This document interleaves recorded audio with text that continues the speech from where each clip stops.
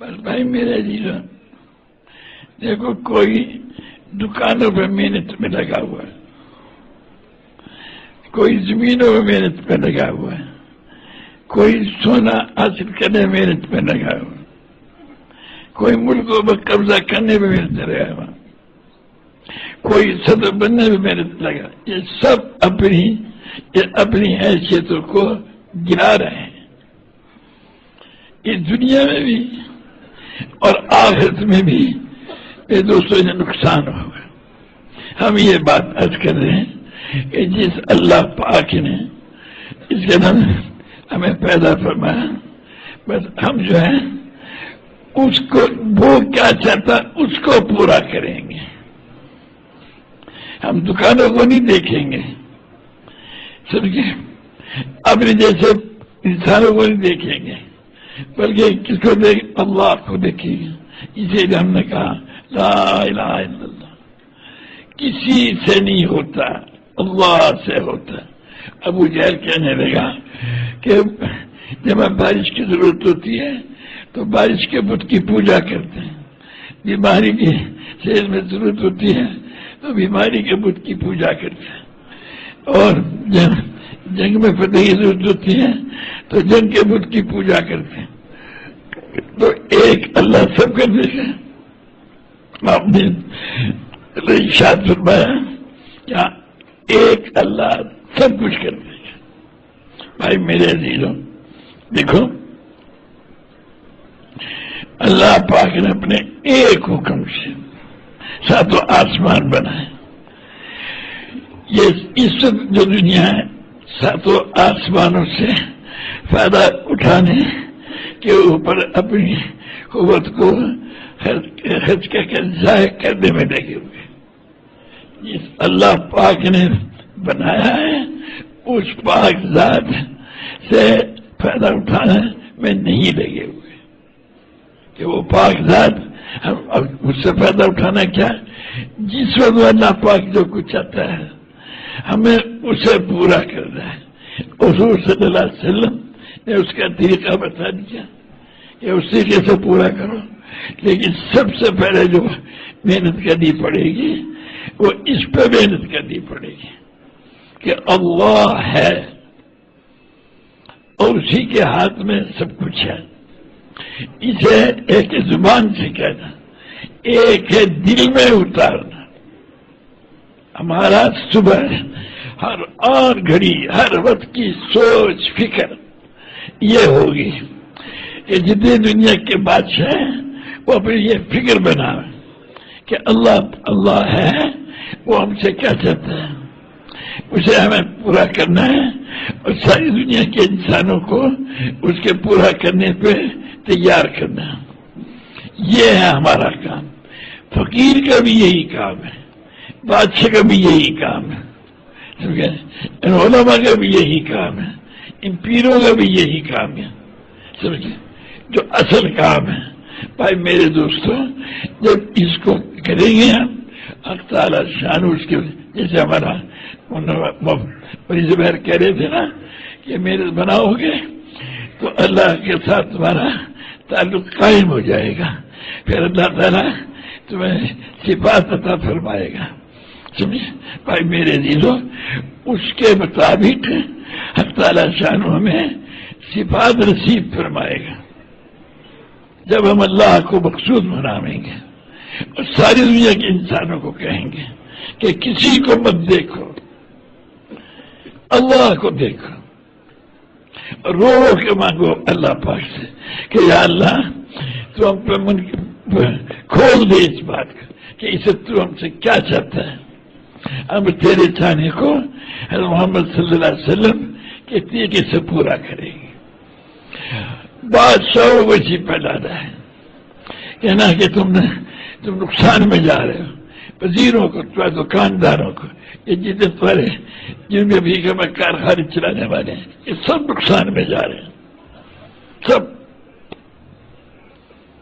جتنے بھی یہی ہیں، یہ دکانوں پہ جو محنت کرنے والے ہیں سب نقصانوں میں جا رہے ہیں۔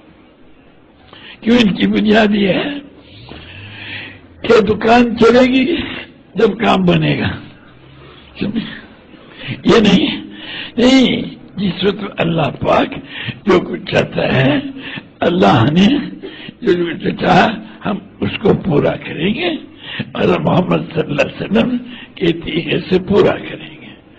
یہ ہے نبیوں کا کام، اور یہی کام اللہ نے حضور صلی اللہ علیہ وسلم کی برکت سے، یہی کام جس نے کلمہ پڑھا اس کا اللہ نے اس کا بھی یہی کام بنا دیا محض اپنے فضل و کرم سے. تو آپ جتنے بھی ہیں یہاں پر جو ہی اپنے آپ کو جو بھی افریقہ کا مت سمجھو، یہ اپنے زولو جائیں، اپنے آپ کو زولو نہ سمجھے، بلکہ اپنے آپ کو حضور اکرم صلی اللہ علیہ وسلم کا امت ہی سمجھے اور سارے عالم کے انسانوں کے لیے بھیجا ہوا سمجھے. ہم سارا عالم ہمارے سامنے، سارے عالم کے بادشاہ ہمارے سامنے، وزراء سامنے، صدر ہمارے سامنے، سب نقصان میں جا رہے. سمجھے؟ ان کو کہو تم جس اللہ نے تمہیں پیدا کیا اس کی طرف رو کے کہو یا اللہ تو ہی سب کچھ ہے، ہم جو تو چاہے گا ہم وہ چاہیں گے، تو جو کچھ چاہے گا ہم وہ چاہیں گے. ہمارے سارے چاہنے ختم، ہم بیوی کے چاہنے کو نہیں دیکھیں گے، قوم کے چاہنے کو نہیں دیکھیں گے، کسی کے چاہنے کو نہیں دیکھیں گے، اللہ پاک کے چاہنے کو دیکھیں گے. حضور صلی اللہ علیہ وسلم نے جیسے اللہ کے چاہنے کو پورا فرمایا ویسے پورا کریں گے. ہاں کہو بھائی، سمجھ میں بھی آئی نہیں آئی بات؟ Are we understanding what Haji Sahib is saying? All of you? He is asking you. Do you understand? یہ بات اس کر رہا ہوں. آپ ذات اپنے آپ کو دکاندار کہنا چھوڑ دیں اور یہ صورتی اور بروچی کہنا چھوڑ دیں. یہ الفاظ نقصان والے ہیں جو تمہیں قبر میں پریشان کریں گے اور تمہیں وہاں جا کے نقصان کا پتہ چلے گا اور وہاں کچھ نہیں کر سکو گے، کچھ نہیں کر سکو گے. اللہ نے تمہارا اسلام لانے کے بعد جو کوئی اپنے آپ کو کسی اور نسبت سے کہے گا وہ دوزخ میں جائے گا. ایک شخص بولا یا رسول اللہ کہ وہ نماز پڑھتا ہو اور روزہ رکھتا ہو، آپ نے ارشاد فرمایا کہ آج جب بھی اللہ نے تمہارا نام مسلم رکھا ہے، مومن رکھا ہے، سمجھے؟ تم سارے کے سارے مسلم ہو، مومن ہو، سمجھے؟ ساروں کو یہ کہہ رہے ہو، اسے اتارو دل میں کہ اللہ ہے. سمجھ؟ اللہ پاک جو چاہے گا ہم اسے پورا کریں گے اور ساری دنیا کو اس پہ لانے کی محنت کریں گے. یہ ہمارا کام ہے.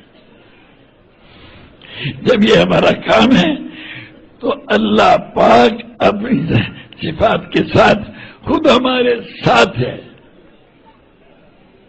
کسی کے ساتھ ہونے کی ضرورت نہیں. سمجھے؟ خود اللہ ہمارے ساتھ ہے. اب ہم اس کے خلاف ساری حکومتیں بھی کہہ نہیں پائیں گی. اللہ پاک یا ہدایت دے گا یا ان کو ختم کر دے گا. سمجھے؟ سب کو ختم کر دے گا. تو اس لیے ہم یہ کہہ رہے ہیں کہ ان بیچاروں کو جتنے یہاں کے رہنے ساری دنیا میں جو رہنے والے ہیں ان سے کہو بھائی دیکھو اسے دل میں اتار لو کہ اللہ ہے، اور ہم وہ کریں گے جو اللہ پاک ہم سے چاہے گا. اور محمد صلی اللہ علیہ وسلم نے اس طریقے سے پورا فرمایا اللہ کے چاہنے کو ایسے پورا کریں گے. جو یہ کہے گا پھر تعالی شانو اسے اپنا چاہنا ظاہر فرمائے گا کہ اب یہ کرو، اب یہ کرو. سمجھے بھائی؟ تو ہر حال میں، ہر جگہ، ہر وقت ہر تعالیٰ شانوں پر کھول دے گا. بس ہمارا کام کیا ہے؟ ہمیں سارے آج دیکھو پہلے نبیوں کو اللہ نے بھیجا کسی قوم کے لیے، کسی ملک کے لیے، کسی زمانے کے لیے. ہمارے حضور صلی اللہ علیہ وسلم کو بھیجا سارے عالم کے انسانوں کے لیے. اس لیے جو حضور صلی اللہ علیہ وسلم کے اوپر ایمان لایا خود بخود اس کے اوپر سارے عالم کی ذمہ داری آ گئی. مختلف الرحمان اپنے آپ کو مدرسے کا ذمہ دار سمجھتے ہیں، ارے گڑبڑ کرتے ہیں. سارے عالم کی ذمہ داری آ گئی. اب اگر اپنے آپ کو سارے عالم کے انسانوں کو اس پھیلانے کی ذمہ داری نہیں سمجھتے تو اس کا بے حد نقصان میں جاتے ہیں. ناظرین، امید ہے آپ لوگوں کو ویڈیو پسند آیا ہوگا. اس طرح کے مزید ویڈیوز دیکھنے کے لیے نیچے دیے گئے سبسکرائب کے بٹن پر کلک کریں اور ساتھ میں بیل کے آئیکن پر کلک کریں تاکہ ہر آنے والی ویڈیو کی اپڈیٹ آپ کو مل سکے. شکریہ.